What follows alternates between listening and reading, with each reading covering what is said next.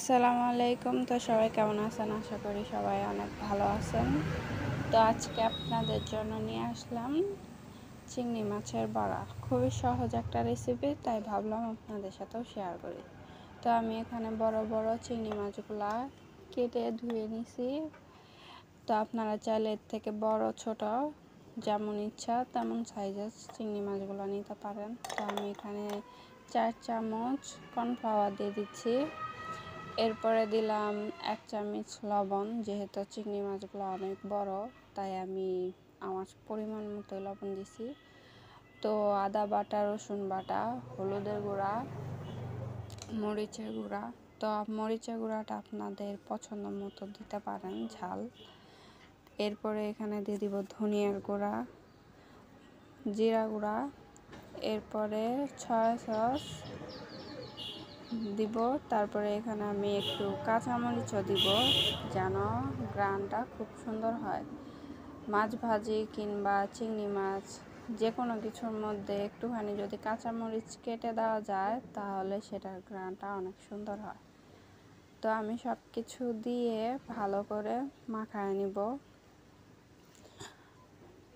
মাখানো হয়ে গেলে আমি এটাকে কিছুক্ষণ রেস্টে রেখে দিব, যেন এটার মধ্যে মশলাগুলো ভালোভাবে ঢুকে। তো আমি এটাকে 10 মিনিটের মতো রাখছিলাম এভাবে মাখাঝাকা করে। তো আপনারা যদি হাতে বেশি সময় থাকে তো বেশিক্ষণ রাখতে পারেন। তো আমি এভাবে ভালো করে মেখে নিব। তো আমার ভিডিওর মধ্যে যদি কোনো ভুল ত্রুটি হয় তাহলে ক্ষমার দৃষ্টিতে দেখবেন, কারণ ভুল তো মানুষ মাত্রই হয়। আর আমি জানি আমার ভিডিওর মধ্যে অনেক কিছু ভুল হয়, কারণ আমি কথা বলতে একটু লজ্জা পাই। তারপরে আবার আমার বাসা যেহেতু রাস্তার সাথে, গাড়ি ঘোড়ার শব্দ অনেক কিছুই আসে। তো যতই হোক আপনারা এগুলা ইগনোর করার চেষ্টা করবেন। তো এইভাবে আমার মাখাঝাকা করা শেষ।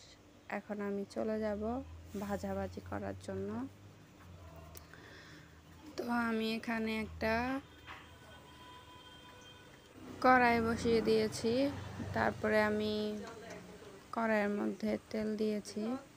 তো আমি এটাকে যেহেতু অনেকক্ষণ রেস্টে রাখছিলাম, তো এটা একটু আঠা আঠা হয়ে গেছে, তাই আমি এটাকে একটু নাড়াচাড়া দিয়ে করে নিচ্ছি, ছাড়াই নিচ্ছি।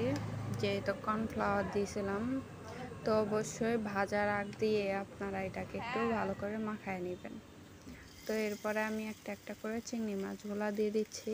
আর এটা অবশ্যই খুবই অল্প আঁচে ভাজবেন, কারণ চিংড়ি মাছ সিদ্ধ হবে না। সিদ্ধ না হওয়ার আগেই আপনার পুড়ে যাবে। এর জন্য সবসময় যে কোনো ভাজার জিনিস খুবই আস্তে চুলার আঁচটা দিয়ে তারপরে ভাজাভাজি করতে হবে। তো আমি এভাবে আর চেষ্টা করবেন এটাকে একটু ঢেকে দিয়ে ভাজার জন্য। তো আমিও ঢেকে দিয়েছিলাম, সেটা ভিডিওর মধ্যে উঠে নাই। তো এইভাবে ঢেকে দিয়ে আমি একটু এক পিঠ হয়ে গেছে, তো আমি এখন উল্টায় দিচ্ছি, দিয়ে তারপরে আবারও ঢেকে দিব। অবশ্য ওইটাও মনে হয় ভিডিওতে উঠে নাই।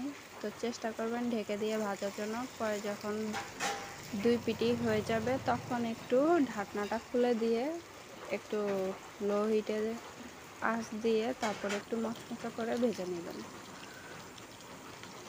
চিংড়ি মাছ যেহেতু বেশি একটা মচমচা হবে না, কিন্তু কর্নফ্লাওয়ার দেওয়া যেহেতু আছে সেটা উপরেরটা একটু মচমচা হবে।